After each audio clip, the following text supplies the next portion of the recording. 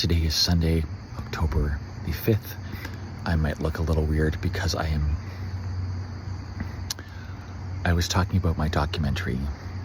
No, that's not quite right. I was talking about Dylan Borland has just made it was on Weaponized. And we were talking about that, and I said, well, how it relates to the documentary, I just really unbelievable. And I talked about my theory that Philip K. Dick was right and there is some sort of adjustment bureau. And someone said, have you heard of Tim Taylor or Diane, I'm going to mispronounce her name, Pasulka? Diana Walsh Pasulka. I'm watching her, sorry, that was a bad place to stop, but this is apparently from 2 years ago.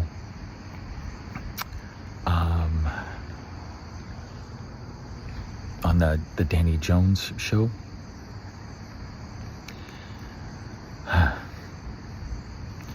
They're talking about Teresa of Avila, who saw an angel.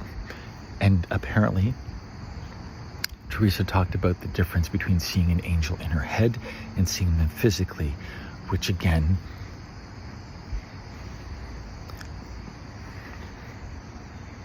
I just did. And unbelievable. Because again, sometimes when I'm seeing the beings, they are here, and sometimes they are physical beings. I can tell the difference. And again, that happened not long ago where I saw one of them with my physical eyes. Understanding confirmation bias is a thing. But when you are having experiences that are similar to saints, it is cause for pause. Now I'm watching this video because I want to hear about Tim Taylor. I don't know anything about him. I haven't read Diane's book. They mentioned the hammer. So again, understanding confirmation bias is a thing. But I am going to need to do much more research before I publish this book, because it appears my theories might actually be right. And the scary thing is, it appears that I might actually be a messenger and no one's paying attention. But you know what? I've passed my test, and it is not up to me what happens next. Teresa didn't publish her findings at the time. They were left as her journal and discovered later. You know, maybe that's what will happen with me. Because if I am really like that, and they've done that to me, and they're still doing it to me, then they don't deserve good things. But I can't think that way because it's not the people in power are assholes. The people aren't.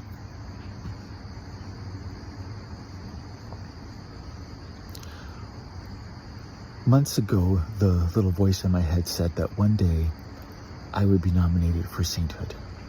And I thought that was ridiculous. But if my experiences are consistent with actual saints, I really need to do a lot more research. So I just had one of those like weird, unusual things happen. You know, the things in life that aren't supposed to happen but do. And I just wanted to put it on camera before I forgot about it. So so I'm working on Alien Brain Fog, a documentary about, I'm trying to put a lot in here, but I want to deal with neuroscience and what chaos theory is talking about, iterations in the work of Alan Turing, and deal with systemic racism, gaslighting, and alien abduction, all while making it palatable and fun for kids. So, which means I have to learn to be funny too. I'm not, different story. But for the last, I don't know, 8 months, I've been trying to rewatch a documentary that I watched on Curiosity Stream when I was sick. So it was on chaos theory and how it was tied into intelligent design. And after I watched that, I got into the work of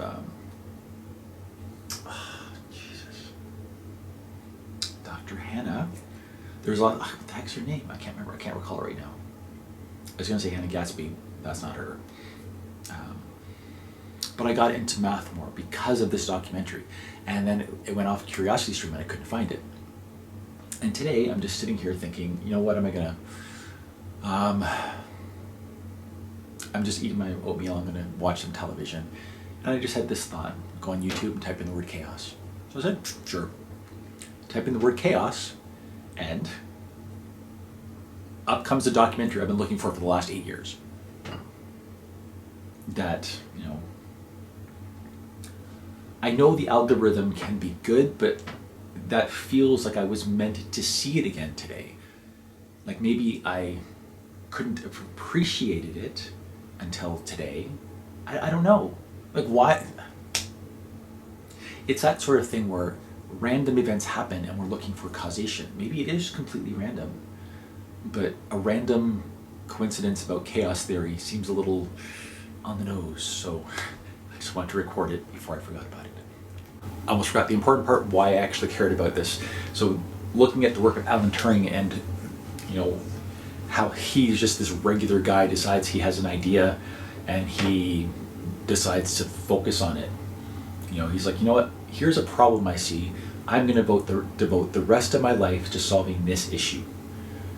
And again, that was it. That was like, again, obviously he's, as a gay person, I have a affinity to Alan Turing. I mean, I look at what happened to him and that is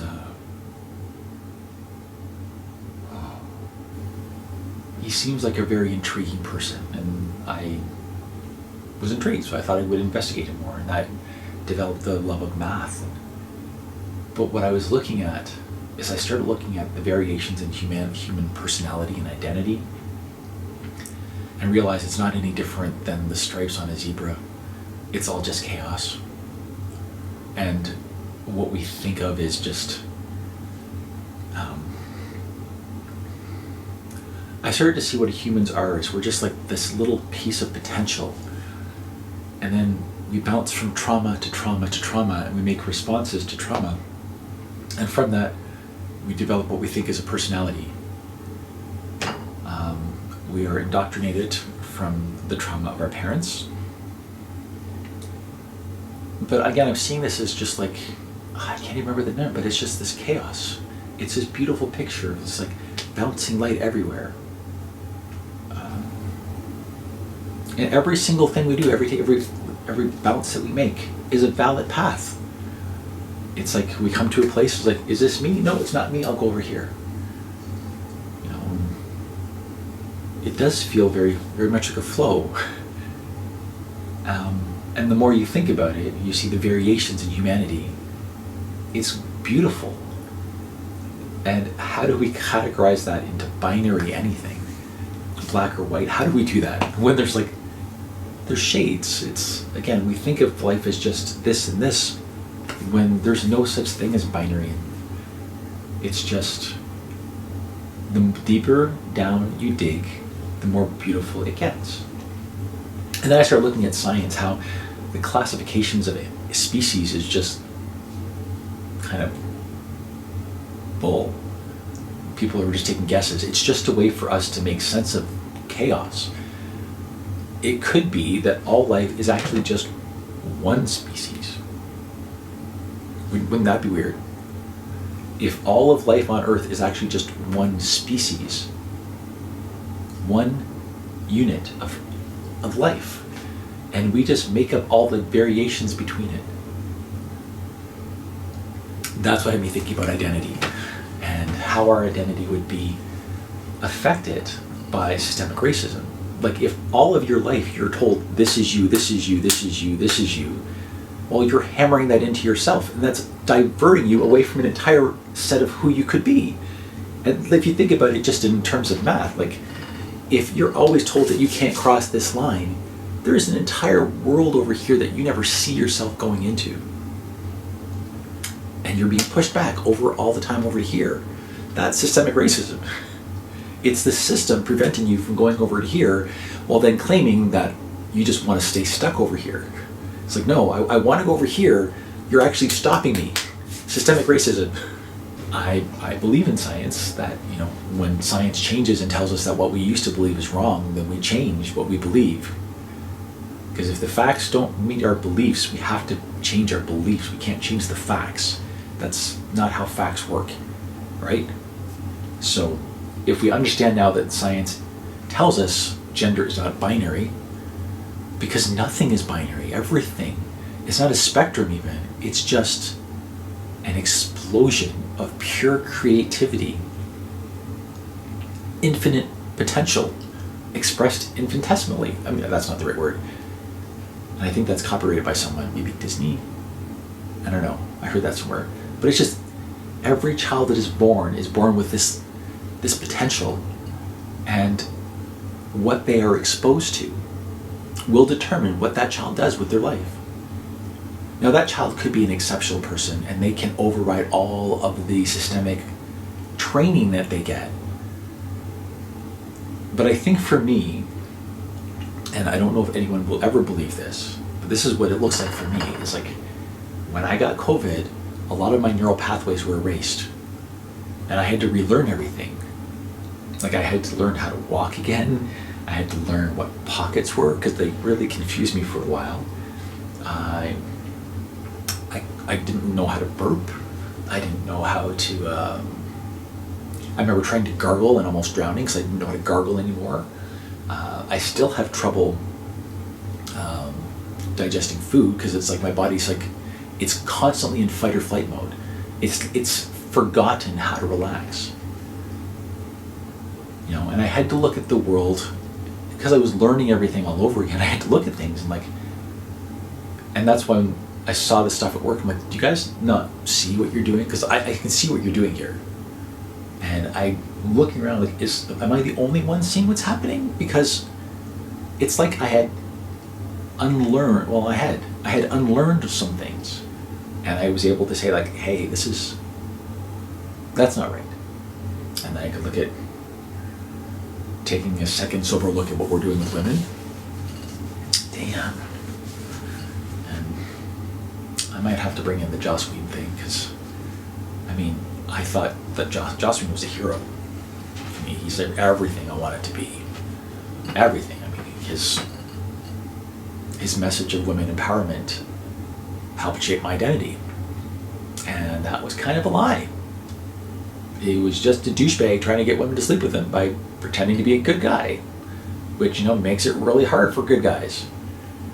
But I want to believe that there's more to that story, because I don't believe that anyone wakes up one day and says, I'm going to be a douchebag for the rest of my life.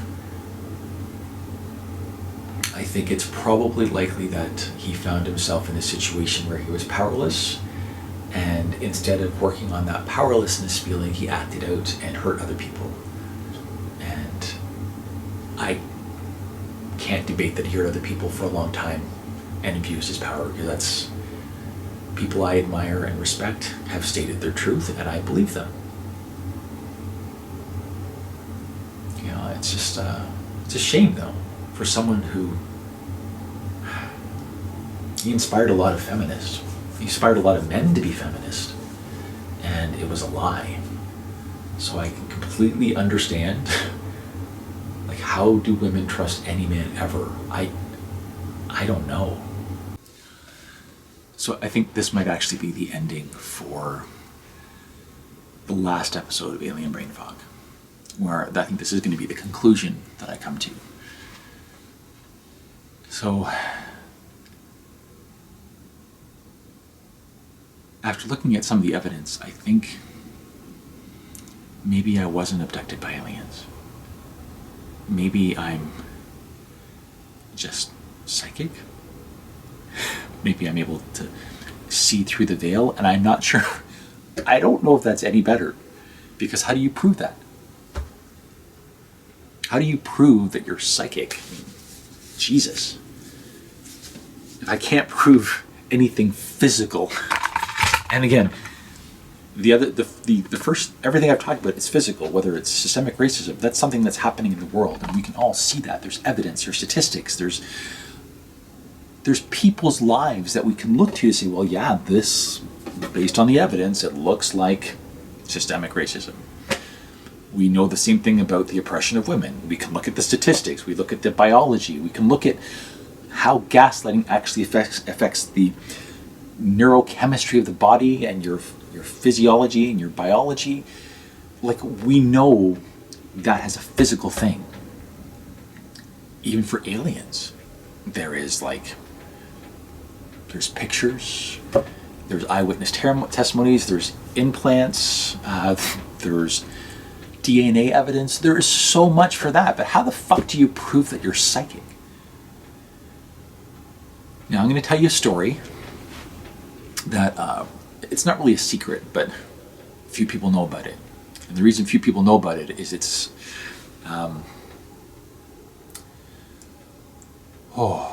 I haven't actually gone out of my way to tell it a lot. That's because it's a little traumatic. So I want to tell you the story about why I stopped writing. I don't even know if I've got a copy here. Yeah, right here. Okay. Are you watching me? This book here. I wrote this first as a NaNoWriMo. Looking at the dates here. First edition was published in 2016. I started as a NaNoWriMo about a year before that. I just didn't finish it, but I had this idea come to me, and I wanted to do something completely different. And, randomly, I guess not randomly, synchronicity. I'm just looking at the second edition's what I'm holding here, and it was edited by a friend of mine the first time, Jay Blakeney, and I actually lost touch with her for years. Last I heard from her, she moved into a cabin in the woods with no electricity. Writers, and I had lost touch with her for a couple of years, and then randomly, a couple of days ago, she reached out to me and said, "Hey, I'm back." Maybe that's just coincidence, but honestly, I hadn't thought of her for years, and now she pops up, and now I'm doing this, so whatever. That's not a psychic moment, just to be clear. That's just a coincidence thing. Anyway, I wrote this book because I went to Toronto and was visiting. I had a friend in Toronto named Gabe, and it was actually Rob's friend. And we used to go up to visit Gabe in his apartment. And lived in this apartment complex where it was like, it always felt strange to me. Like there was like an otherworldly presence. All I mean by that is it would have made a great setting for a book. And it just felt weird. Like every time I went there, I'm like, this feels like a weird scenario. This would be great for a horror novel. And I started cooking up this idea. And I was in the underground parking garage. I'm like, this place is fucky. It's like creepy as fuck. It's like people have died here. It's like it just felt gross. And intuition would throw it off, whatever. But it just, again, I'm always thinking of writing, so I just assumed it was like I'm always looking for writing ideas. And we were up there for Gay Pride one year, many years ago, and maybe 10 years ago. And we were talking about, the rumor that there was a gay serial killer in Toronto. And it was, it had been around for a while. And I guess that we just don't talk about that often, but as a gay person, you have this understanding that every time you leave on a date, you might die. Like, that is an understanding. We don't talk about it often because it's too fucking scary. And I guess it's why we kind of identify with women a little bit, because they have a similar fear. I mean, it's a lot larger of a fear, more realistic of a fear for women, but not realistic, but more statistically probable. So bigger, I guess. Bigger. But there's a fear there. And there was that thing that sometimes people go disappear, like, and there was a rumor for years that there was a serial killer, and everyone just ignored it. My memory of it was, for years, people were complaining about a serial killer attack, a serial killer that was specifically targeting queer people of color. Like, it just feels like sometimes, like, my entire life, it feels like my entire life has been designed just to make this fucking documentary. And I don't know if that makes me a crazy person or if I'm just following my intuition. If this is just the natural progression of who I am, or if I've completely lost my fucking mind. And I guess, is that up to you, the viewer, to decide? That's kind of terrifying. Anyway, back. We had this rumor for a long time that there was a gay serial killer in Toronto, and the idea's cooking up. NaNoWriMo comes up, no, I'm going to take this opportunity. I'm going to write something completely different than my usual.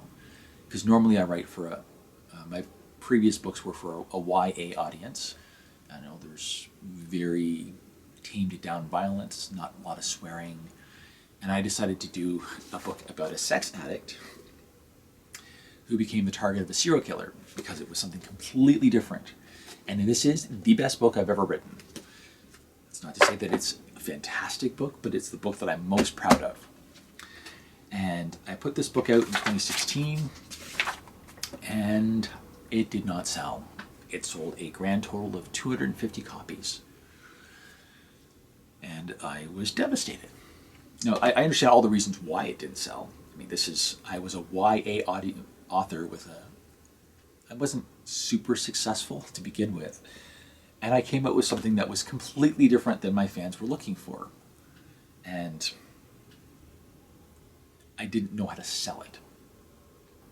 I'm going to have to double check the date, but around the time this book came out, Bruce McArthur was arrested for the murder of several people in Toronto. And I had written a book about a gay serial killer in Toronto because I thought it would be a good story. And I wrote the book, and as soon as I published it, it came out that there actually was a serial killer targeting gay men.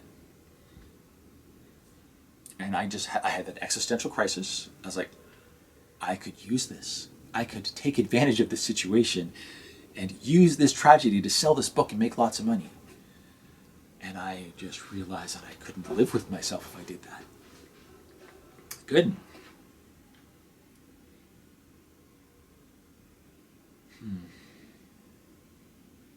I thought about shelving it, but I couldn't because I am really proud of it. I think it's fun, it's creepy, and I like it a lot. But I also couldn't promote it at the same time that there was a real serial killer being processed in the news, but then it gets a little creepier. Again, I can't prove this. This is just stories that have been told to me that I have taken into my head and now I think are real. I think it's provable. Here's where it gets creepy. About 6 months after Bruce McArthur's arrest, I'm at a party with a group of friends. Now my friend Gabe, Rob's friend Gabe, had since moved back to Windsor, and he had a lovely home, and we were at his house having a lovely dinner with all of our friends, and he goes, Joe, you're never going to believe this. You know, like, again, he didn't know about the book at all, because I didn't tell anybody about it. I basically put it up on Amazon, like, you know what, If people read it, they read it, and I let it go. I didn't promote it at all. And I don't think any of my friends have still read it to this day. Like maybe a few. But at the party, he's like, hey, you want to hear something crazy, Joe? He's like, you know that guy, Bruce McArthur? He lived in my building. That's what he told me. And all I could think about is, I spent many nights in that building. Slept over. I had dreams. Dreams about murder that I used to inspire this book.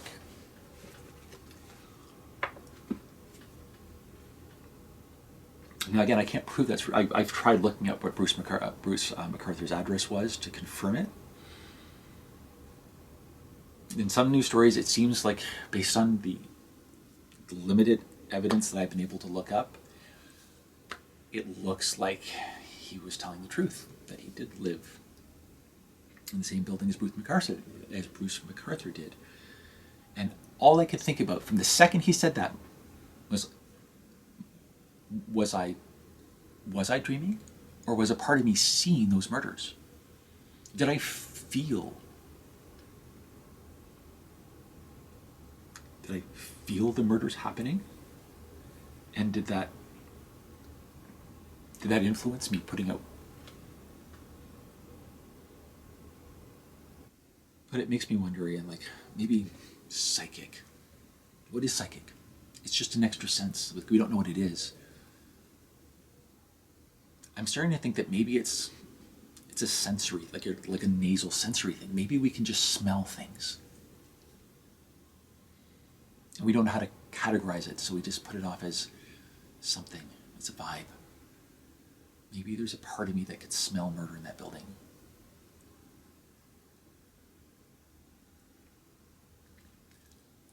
And there's a part in the book, which I won't spoil in case anyone actually ever does read it, where he realizes who the killer is. And he realizes that it's someone he's seen a lot. It's been around a lot. He was looking at this person that was the killer and just didn't connect. And all I could think is, I could have walked by Bruce McArthur and I could have sensed that he was a killer.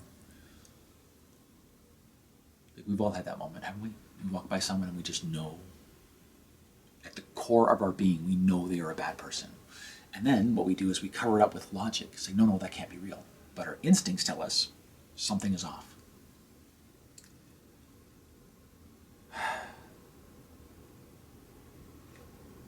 So I don't know. That is, maybe I am sensitive. Maybe I sense something in that building, and the thought of that the thought was, am I psychic? Did I sense that? And if I had,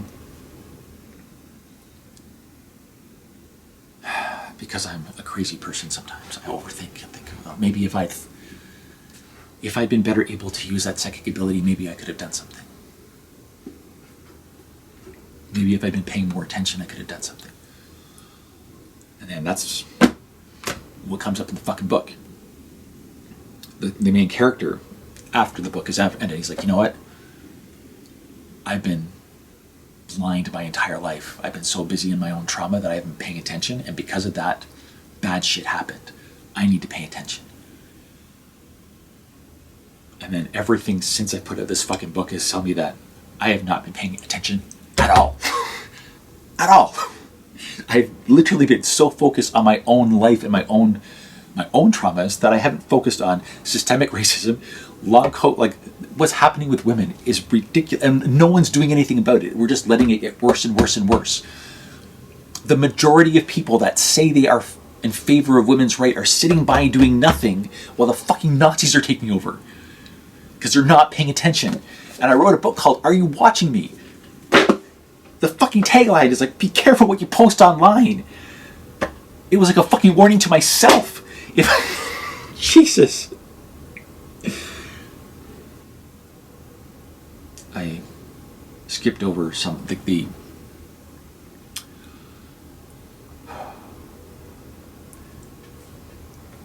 some of the ways people were murdered by Bruce McArthur, they're very, very similar to what happened in my book.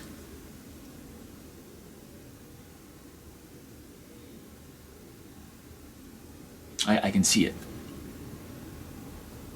I don't have to try very hard. I can see those murders. And I use that to write the book. And damn, that made me feel like a really shitty person.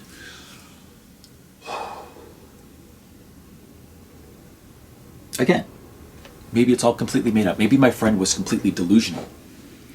Maybe he only thought that Bruce McArthur lived in his building and he made that up. And what I did is I did a little bit of research. It seemed like it was accurate, and I just internalized that, and I made that a part of my internal narrative. And I built my life around that narrative, created from that evidence. And you're probably thinking, well, Joe, that's a stupid thing to do. Why would you do that? What I need you to get is that's what we all do. All of it is made up. Everything. Our entire world is just completely made up by scared little minds that are trying to make sense of a really big reality that we don't understand.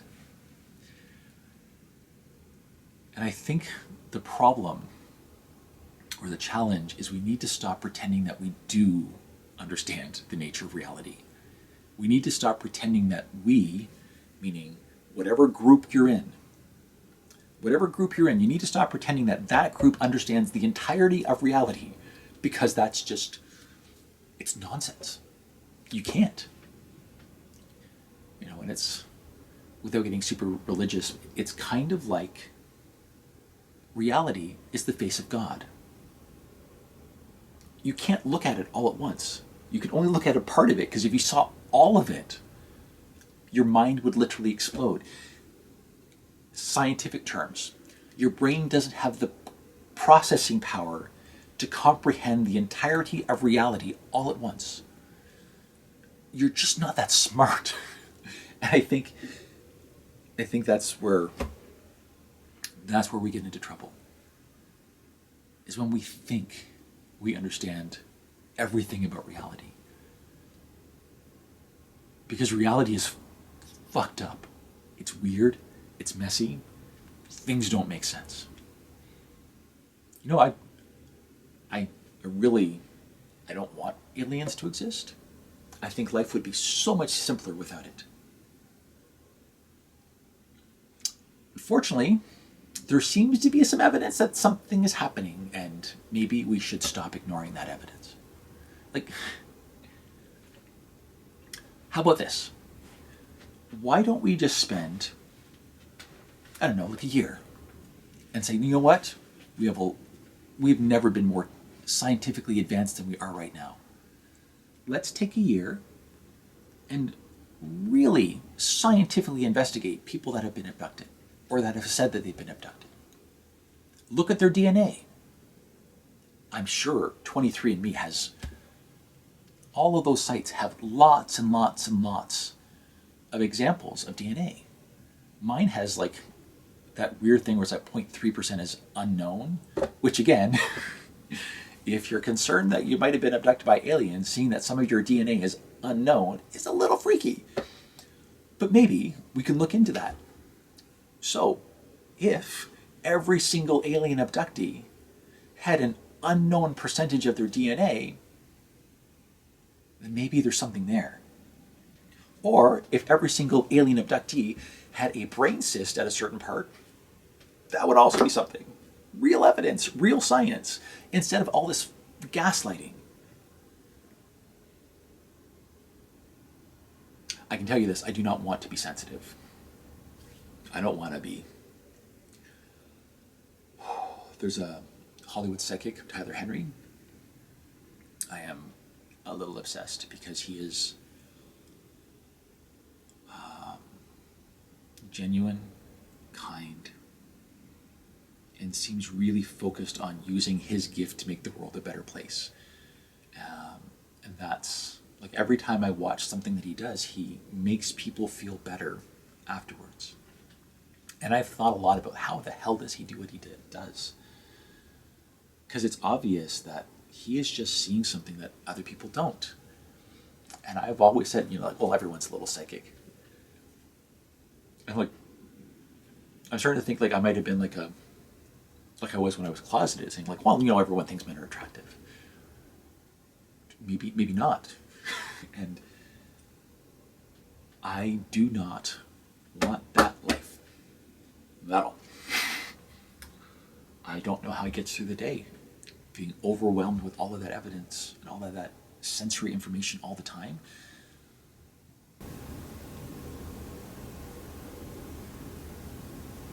It's weird. I've always... Maybe this is coming out of the closet, I guess. Again, it really is about being psychic. Because saying that you're psychic is fucking stupid, right? The most egocentric thing that you can say is, I see things that other people don't. But I've seen dead people. I think, could be wrong, but I think a lot of us have. I think a lot of us have seen things that we can't explain to other people, only because it's not socially acceptable to explain them to other people. Like, we should be able to say, well, I saw a ghost of my mom. And I did. The night she died, I saw her and my grandmother. They both looked younger, like they were younger, 30s, 40s. They were smiling and they just waved at me. At that moment, I knew my mom had gone, but I did nothing. Like, I should have. Part of me thinks maybe if I'd called her then, maybe I'd been able to get an ambulance to. But two things. I didn't believe it. I didn't want to believe it. And the other thing was she just looked happy and she was ready to go. So then I got a call the next day from my brother. I was at work and he called. I knew the minute I saw his name on my call. The minute I saw his name on my phone, I knew that she was gone. And I was teaching class at the time, and I just stepped out of the room. I think we were throwing paper somewhere. I went back to the room and I was like, you know what? I'm sorry, people. My mom has just passed, and I need a few moments to make some phone calls. And I just kept going.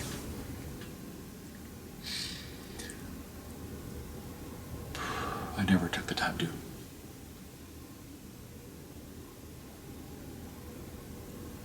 I never took the time to grieve that until I got sick.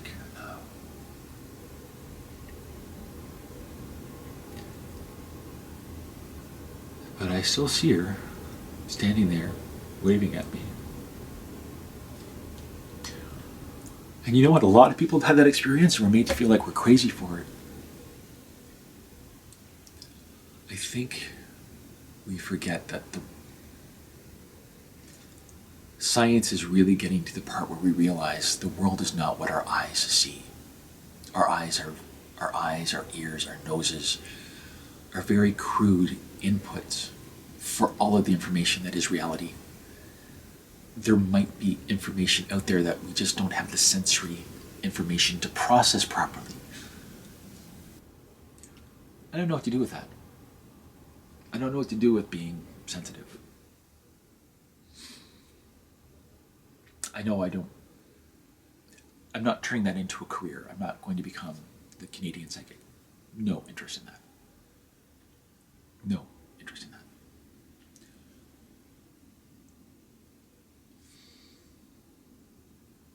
But I think I maybe have to stop ignoring a part of your identity. And that's what it feels like coming out.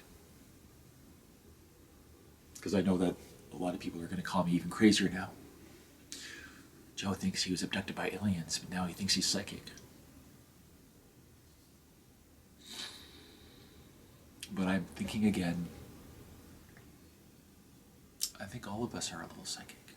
We all have feelings and intuition that we can't understand. Why don't we listen to them? The system doesn't want us to. The system doesn't want us to listen to our instincts because then we're easier to control. And unfortunately, it's really that simple. That's why we are indoctrinated, trained, brainwashed to ignore our instinct, to focus on system over instinct. Because instinct will always tell us to love and care for our neighbors and you don't even have to believe me, just watch animals in the wild.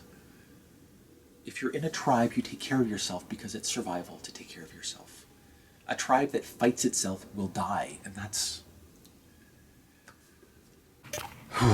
So I'm just having a moment, and I wanted to get this on camera as I'm having the moment. So it's May 15th. I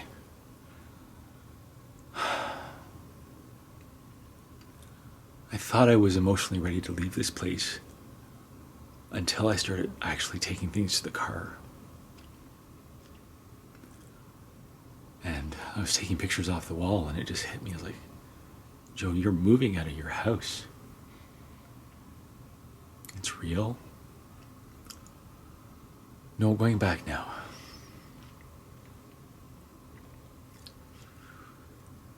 I just was thinking, like, it's all because of cruelty. What happened to me did not need to happen. It was easily fixable. If they had any empathy at all,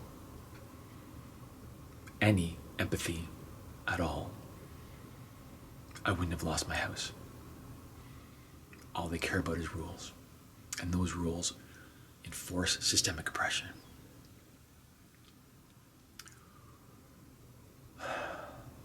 I have to find a way to talk about this in a happy, joking manner, otherwise no one's going to watch it. And that is a lot of pressure. I just don't understand how after everything, this can still happen.